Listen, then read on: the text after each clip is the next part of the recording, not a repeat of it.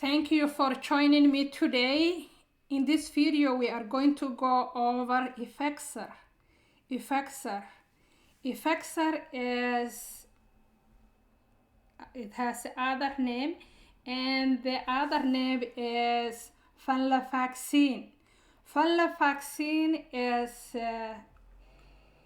antidepressant medication. The class of the medication is SNRI, serotonin norepinephrine reuptake inhibitor. So it improves the serotonin and norepinephrine in the brain. That is how it treats depression. So some of the indication of this medication include general depression disorder. Also it treats anxiety. So it treats general anxiety disorder, major depression disorder, social anxiety disorder, and panic disorder. So Effexor treat these indications. Some of the off-label use of Effexor include hot flashes, menopause, neuropathic pain, so it treats nerve pain. It's also treat PTSD.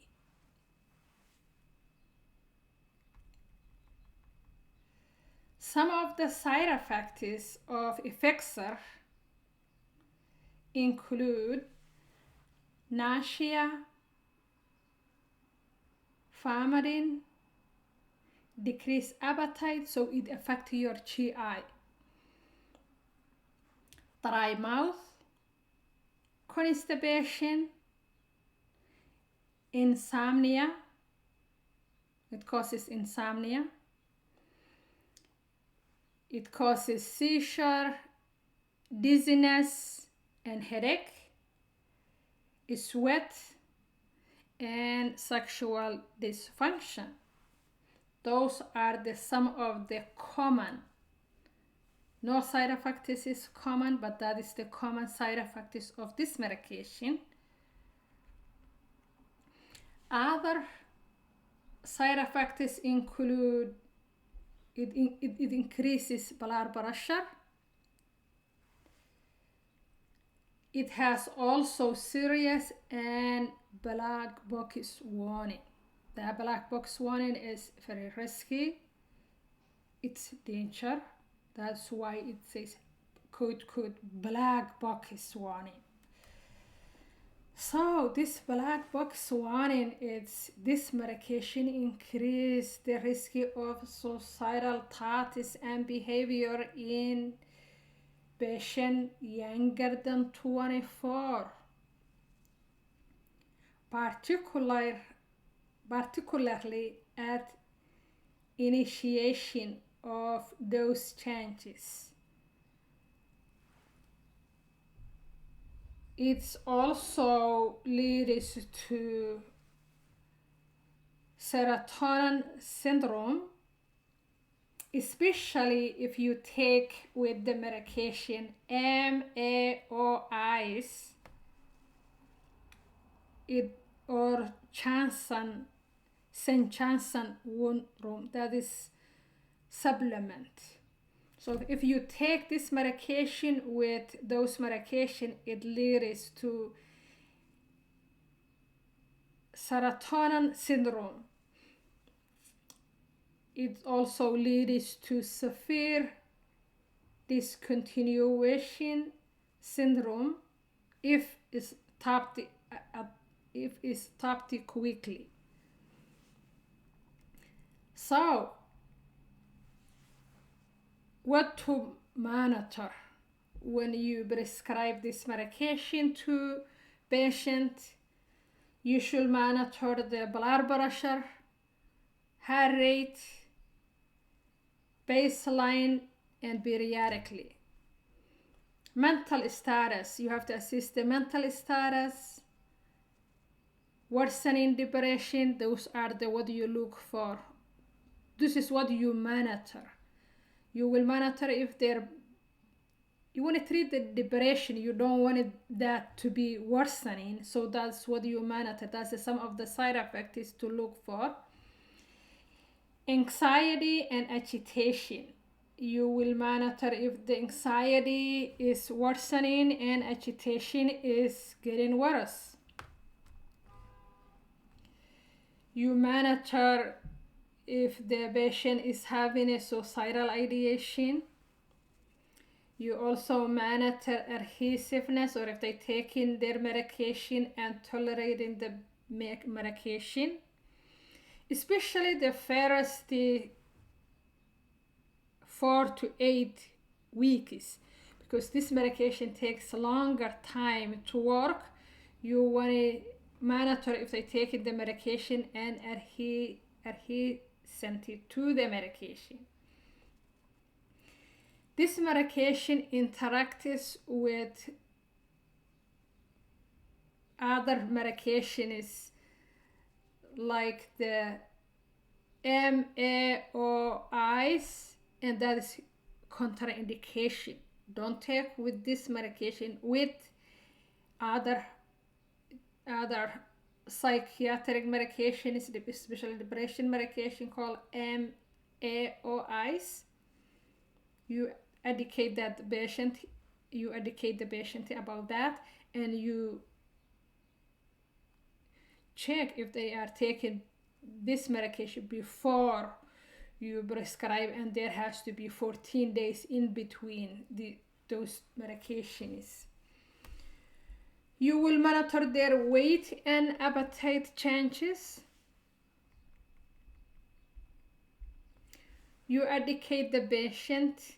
The key counseling point is patient should clearly understand is takes 2 to 6 weeks for fully antidepressant to work. You will educate the patient about that. Do not stop this medication quickly. It has to be tapered slowly to prevent withdrawal symptoms like dizziness, brain zips, nausea, and irritation. If you stop this medication quickly, it will lead to dizziness, nausea, brain zips, which is brain bugs, irritation, rebounds anxiety and depression. It will lead that if you stop abruptly. Take this medication with food to reduce GI upset. Some of this medication come with extended release capsules and must be swallowed whole. May open or sprinkle breads on a applesauce if an instruction do not chew it. So don't chew the medication, but some people who have a difficulty swallowing, you can open it and you can sprinkle the beads. There's a beads inside the capsule on a applesauce if the patient is having a difficulty swallowing the medication whole or difficulty swallowing capsules. Avoid alcohol. Consult with your primary care before taking over-the-counter or herbal medications, because it can interact with those medications. Report immediately if you're feeling suicidal thoughts, if you're having a severe agitation, if you're having a rapid heart rate, if you're having a severe or muscle rigidity, possible serotonin syndrome. So this muscle rigidity is the serotonin syndrome, sign of serotonin syndrome.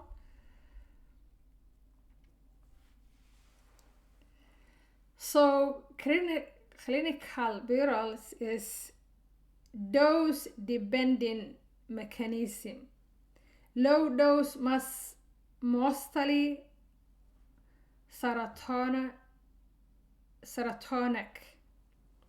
Higher dose is norepinephrine effects. So this medication effects improves serotonin and improves norepinephrine. So if it's low, it improves serotonin. If it's higher, it will improve norepinephrine. One of the highest antipsychotic medication for discontinuation syndrome. It has, so this medication has the highest discontinuous. When you discontinue this medication, it will lead to serotonin syndrome, muscle rigidity. So taper slowly. It will lead to the symptoms that we mentioned before. Useful for this medication is useful for the patient with depression and anxiety or panic symptoms.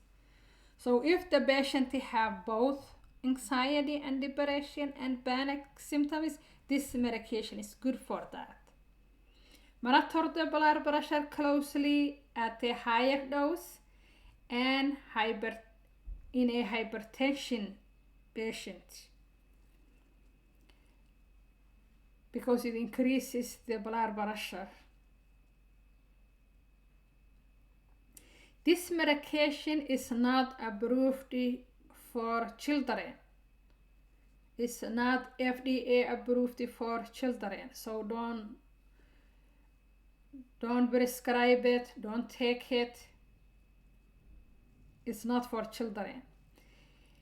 If you want to prescribe the MAOIs after taking this medication or before taking medication, it has to be 14 days between them, because they will interact each other.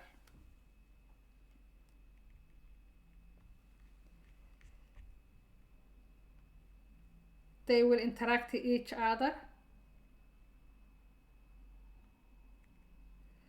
So Effexor is a medication I never prescribed usually, even though it shows up on a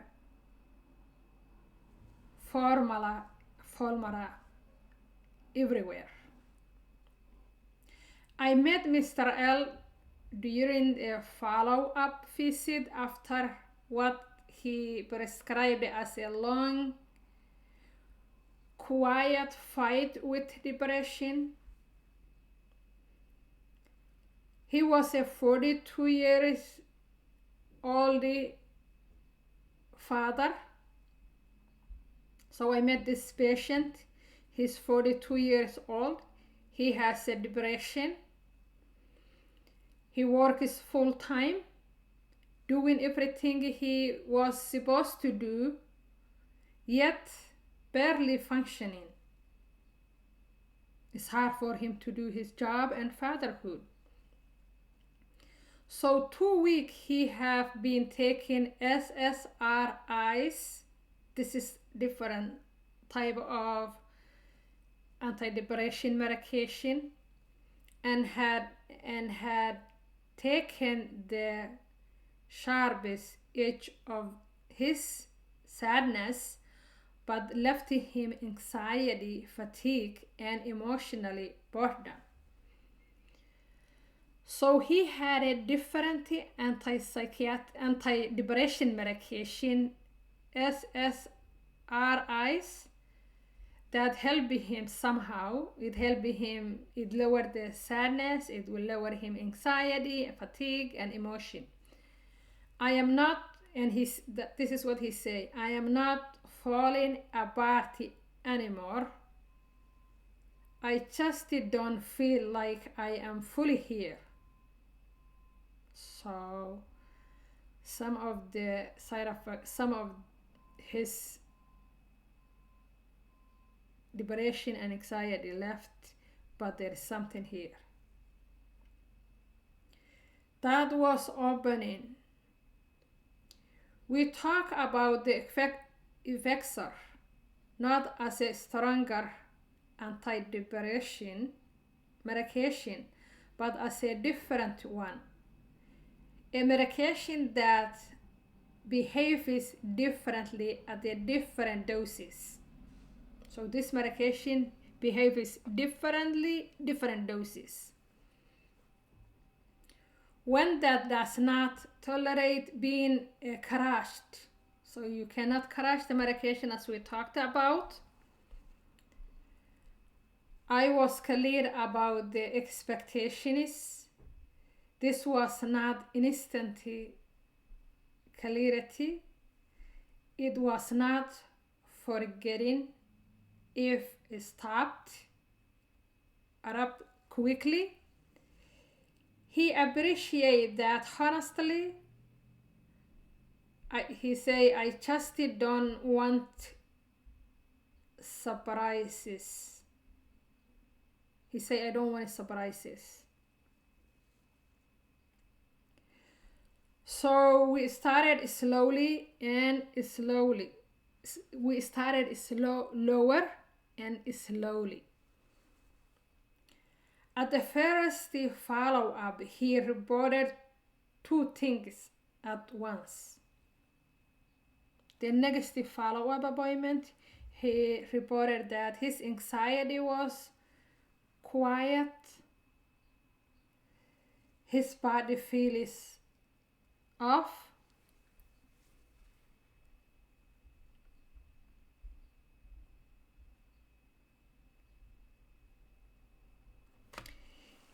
sweating and mild nausea, a sense of internal restlessness that was hard for him to describe, but real nonetheless. This is the moment Effexor often tests true.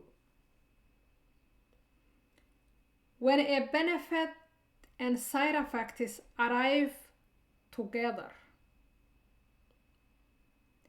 Every medication has a side effect and benefit. So in this patient story, they arrive together. Instead of reflectively changing the course, we pause. We talked about what his nervous system was adjusting to. We checked the blood pressure, we reviewed the sleep, we did not dismiss the symptoms, but we did not panic either. So I acknowledge his concerns. We reviewed all the symptoms. By the week 6, something shifted. He say, I am waking up with plan again. Not motivated, just directed. So this is what he's talking about. He have drive or will to do his daily function. his work, his duty. He's not depressed anymore. That distinction matter. Effexor has not made him happy, it had made him capable of engaging in a therapy, capable of sustaining attention at work, capable of being present with his children without consistently fighting his own thoughts. That's the benefit he gets.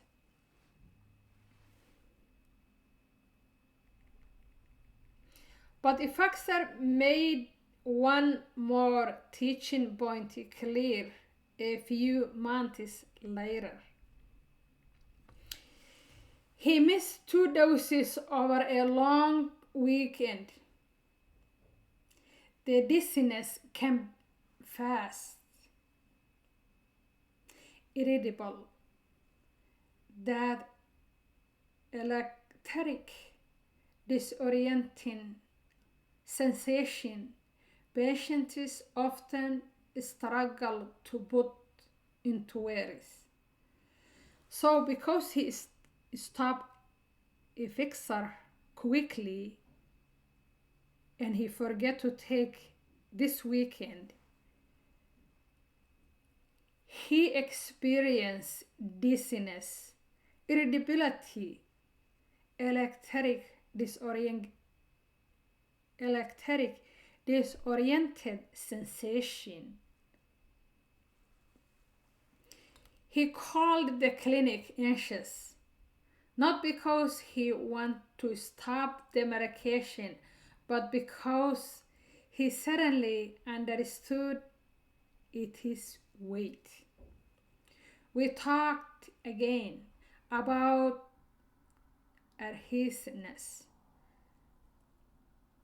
taking the medication continuously, about respect for this medication that bending tightly to the system, about plan ahead rather than reacting later. When he said, I wish someone had warned me about this years ago. I knew we'd done something right, even if the session was uncomfortable. Effexor has taught me this over time. It is not rescue medication. So this one is not rescue medication. It is a relationship. One that requires pacing, education, collaboration, follow-up thoughts. So you have to have a relationship with the patient and educate them deliberately, have a follow-up, ask them questions, how you tolerate the medication, how do this medication make you feel, how the side effects are, do you see, are you experiencing this? Maybe they don't know the side effects, so you will ask them, are you experiencing nausea? Are you experiencing irritability? Are you experiencing insomnia? Are you experiencing depression? Do you think your depression is worsening or anxiety is worsening? You question them each side effect separately. When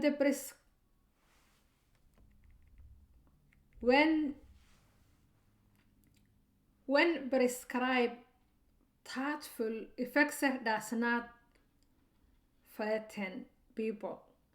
It steady them enough to do the rest of the work. So my question to you is, How do you balance the Effexor potential for a meaningful improvement with its discontinuation sensitivity? So this medication have a discontinue sensitivity. So how you balance it that? How early do this conversation need to happen for the patient?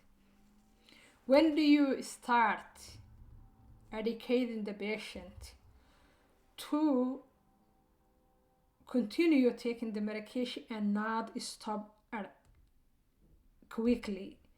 And when do you warn them the symptoms that they will experience if they forget taking this medication? Thank you for joining me today. I would love to see you in my next video. Thank you.